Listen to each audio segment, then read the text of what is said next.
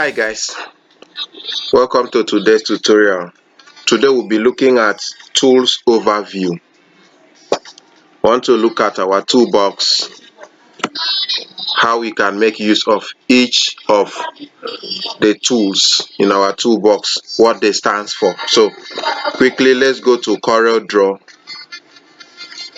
As I earlier told you, it doesn't matter the version of Corel Draw you are using, whether you're using version 11, 12, 13, 14, 15, 16, 17, 18, 19, 20, 21. It doesn't matter. The interface is the same. Only few things changes, but all the tools remain the same, just that positioning differs. So today we'll be looking at tools overview. Normally your toolbox is located in the left portion of the window and contains all the drawing tools and editing tools necessary to create objects and or for illustration. So like I said, it's located at the left portion of the window. Now this is the left side of your window. You might set it to the right, and but in a default Corel Draw settings it comes at the left hand side here. So now we'll be looking at the tools one after the other. The first tool we'll look at is the pick tool. Now the pick tool allows you to select objects. For example, let's say you had an object here. In order for you to select that object, it is your pick tool that will allow you. Now if you press and hold, there will be other options. You have the freehand pick tool, which can allow you see what happens here when you click and drag, while on the normal pick tool does this. So if you press it and hold, you also have the free transform tool here. So depending on, but all of them will enable you to select the tool, and once you select a certain tool, it will allow you to move it, stretch it, scale it, rotate it, and maybe skew the object. So this is what we call the pick tool. Now the next one we have here is what we call the shape tool. This can be selected by pressing F10 on your keyboard. Now when you select a shape tool, it allows you to reshape your object by moving the nodes, the lines, and control points. That's what shape tools does for you. So when you press down this small drop down button, or you press it and hold it, this is what you have. In it you have the smooth tool, you have the smear tool, the twirl, the attract and repel, the smudge and roughen. All this, it allows you, shape tool, it's basically, they are all basically shape tools. It allows you to reshape your tool, resize it, maybe you change the nodes, the lines, and also the control points. That's basically the tools that are under the shape tool. Now the next tool you have here is the crop tool. If you want to crop any object, let's say, let me bring in an object which we might want to crop. Okay, I'll bring this in.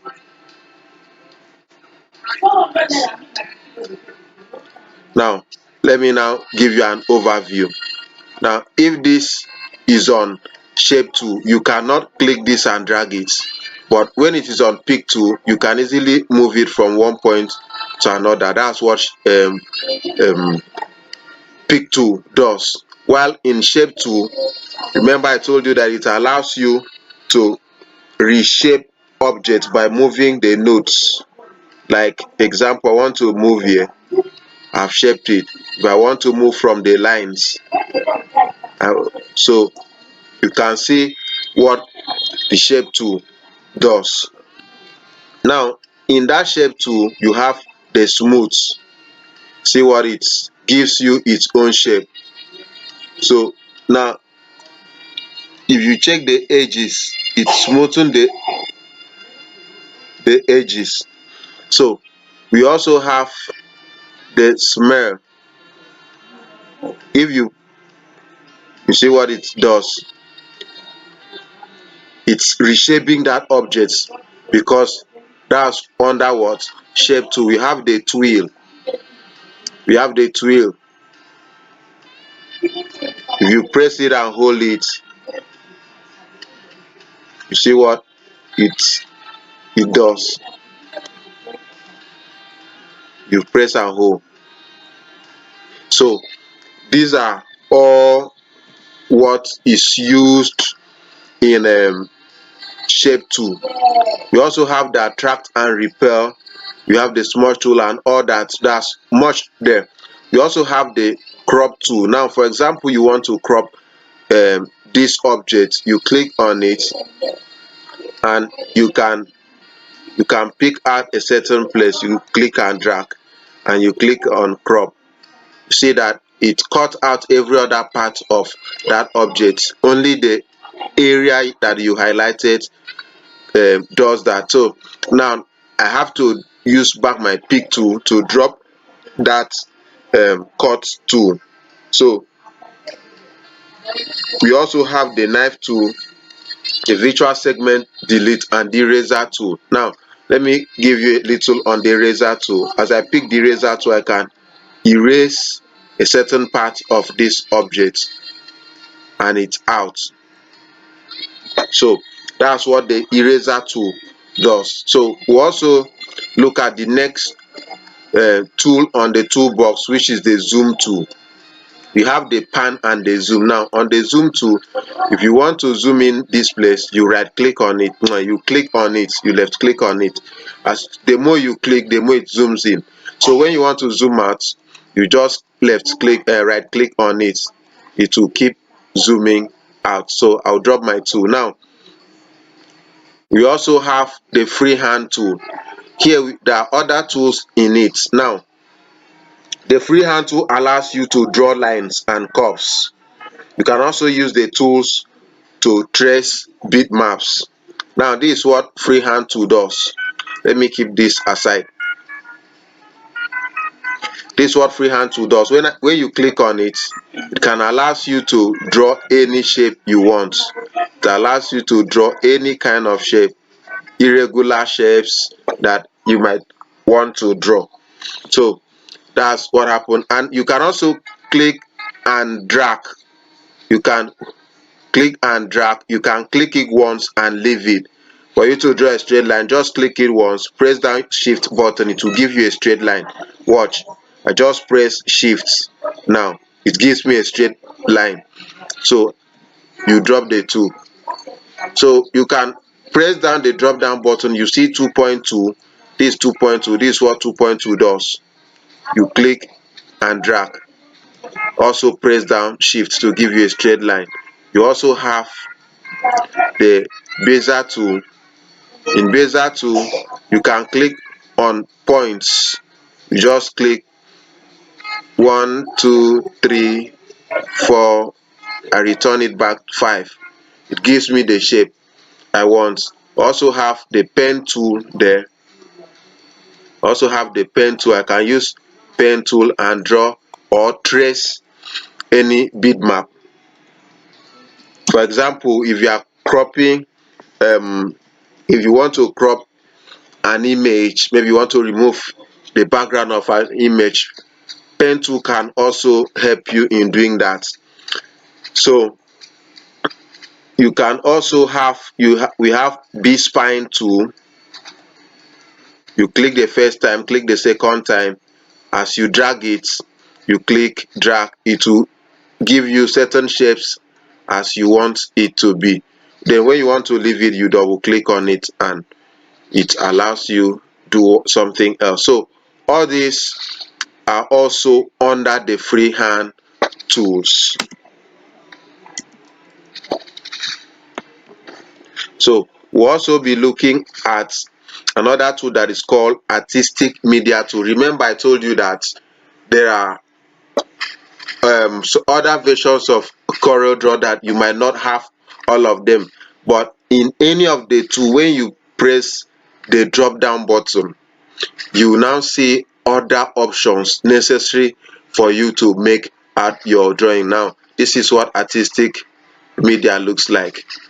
If you draw an object, it will make it look, and you now have the presets of the kind of things you really want to draw. What kind of line, what kind of media do you want to draw?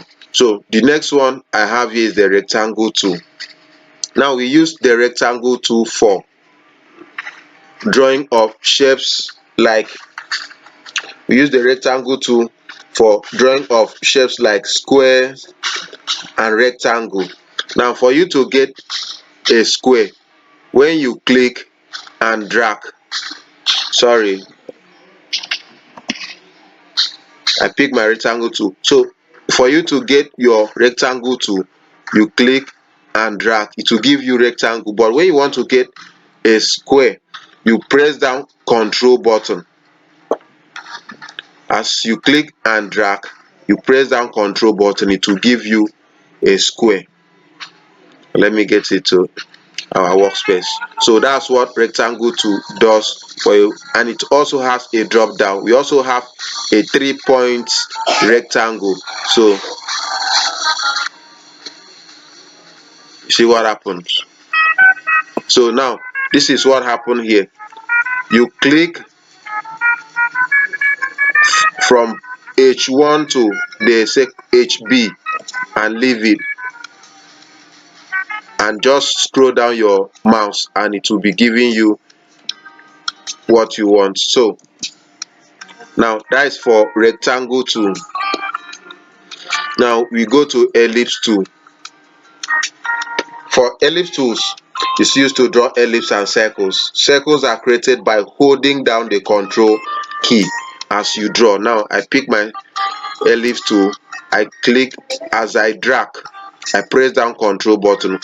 Look, when I remove my hand from the control button, it gives me an oval shape, but when I press down control button, it gives me a perfect circle. So that's what happens at ellipse tool, and the same thing happens at 3-point ellipse. Sorry. So when I click, I drop it somewhere and I leave it. As I begin to move my mouse, it gives me any kind of circle I want, any kind of object I really want. So I will also be showing us, here is the polygon tool. Now when you click on it, you can draw your polygon. Now this is 5 edges, 5 sides, 1 2 3 4 5. Now you can increase it. Here you can make different shapes from here. All you just need to do, either before you draw or after you draw it, you just come to your you just come here, you see point or sides, you reduce it, it will give you different shapes. As you keep going, it gives you, as you keep increasing, it gives you different kinds of polygon. So now if you press down the drop button, you have other things, like if you want to draw star, you have it here. If you want to, you still press down, you want to draw a spiral, it will still give you all common shapes. We have common shapes. Now in under common shapes, when you pick the common shape tool, you come here for your presets, and what kind of common shape do you want to draw? All the shapes are here. Just pick any of the shape and draw. You have it there. So that's all we have. That's what we have in the polygon tool. The next one is the text tool. The text tool, that's where you want to type anything. just pick the tool, come to your workspace and drop it and begin to type whatsoever you feel to type, and it will give you that. You also have, if you press down, you see table. If you want to draw a table, it's also under the text tool. You draw it here and the presets are here.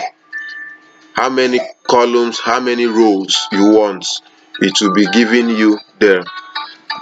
You also have another one which is parallel dimensioning tool or parallel dimensioning. When you click on drop down, you have all the angular.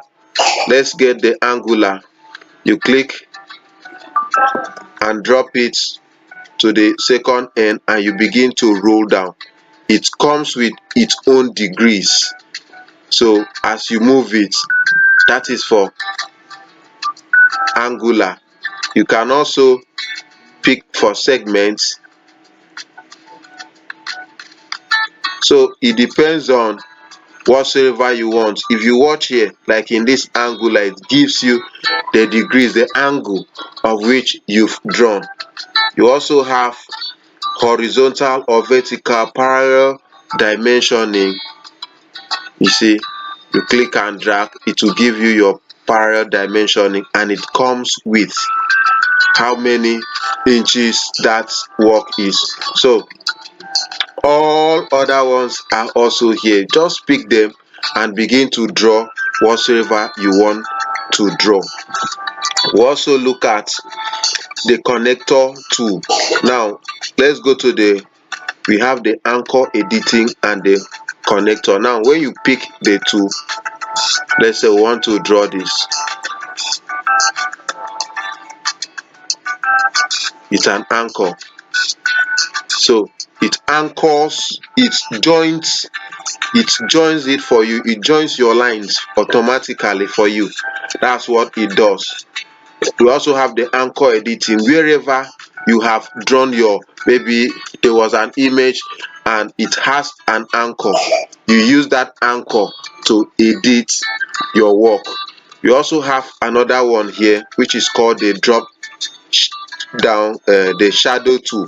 When you click on the drop down, you have the shadow, the contour, the blend, the distort, envelope tool, extrude, block, shadow. So depending on what you want, is it an envelope you want to draw, just draw your a shape and come to,